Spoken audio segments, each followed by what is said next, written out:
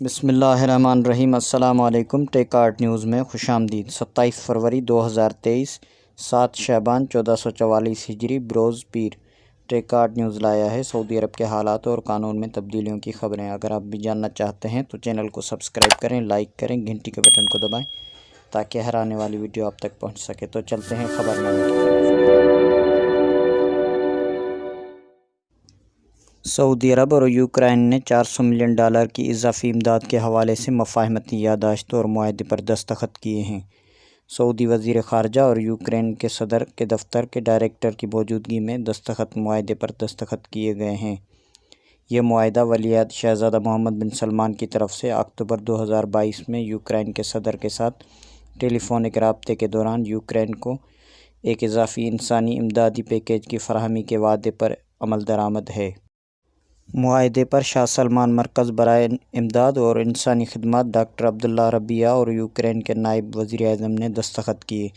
سرکاری خبرساں agency S P اے کے مطابق معاہدے کے تحت یوکرین کے لیے $100 ملین کی انسانی امداد کی فراہمی کے لیے مشترکہ تعاون کا پروگرام چلایا جائے گا۔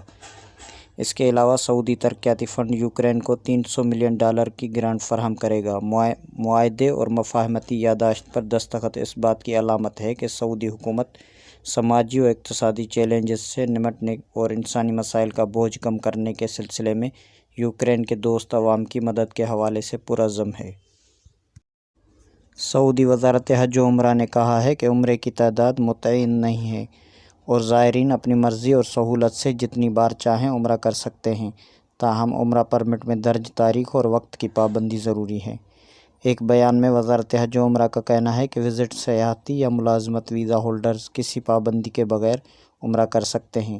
زائرین مملکت سے واپسی کے لیے ٹرانسپورٹ وسائل بھی تبدیل کر سکتے ہیں۔ فضائی راستے سے آنے والے بحری یا بری راستے سے بھی واپس جا سکتے ہیں۔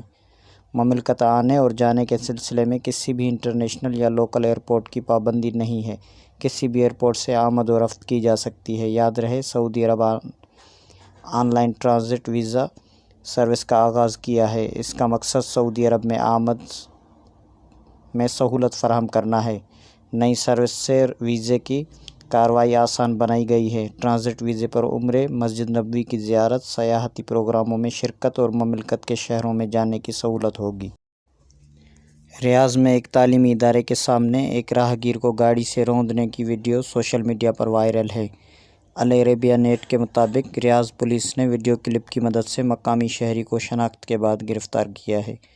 ابتدائی تفتیش کے بعد ملزم کو پبلک پراسیکیوشن کے حوالے کر دیا گیا۔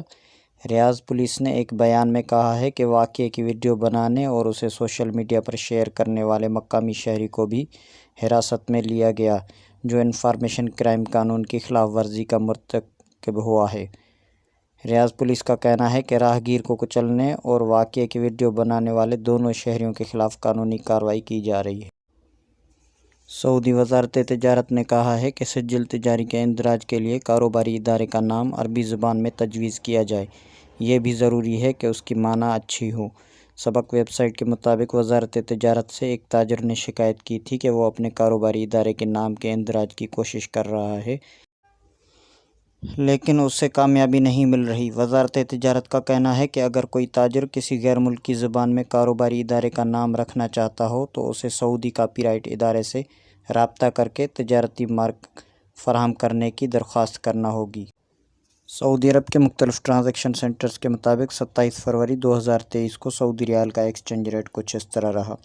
پاکستان کے لیے فوری بینک 68.64 ایس ٹی سی پہ 68.33، تحویل الراجی 68.54، ویسٹرن یونین 68.62، منی گرام 68.22 اور ٹیلی منی 68.46۔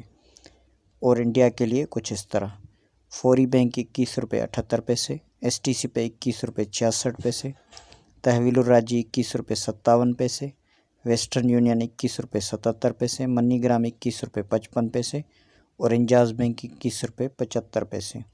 اور بنگلہ دیش کے لیے کچھ اس طرح: فوری بینک 28.25، ایس ٹی سی پہ 28.10، تحویل الراجی 28.15، ویسٹرن یونین 28.25، منی گرام 27.92 اور انجاز بینک 28.15۔ تو یہ تھا آج کا مختصر خبرنامہ۔ مزید خبروں کے لیے چینل کو سبسکرائب کریں، لائک کریں، گھنٹی کے بٹن کو دبائیں تاکہ ہر آنے والی ویڈیو آپ تک پہنچ سکے۔ السلام علیکم۔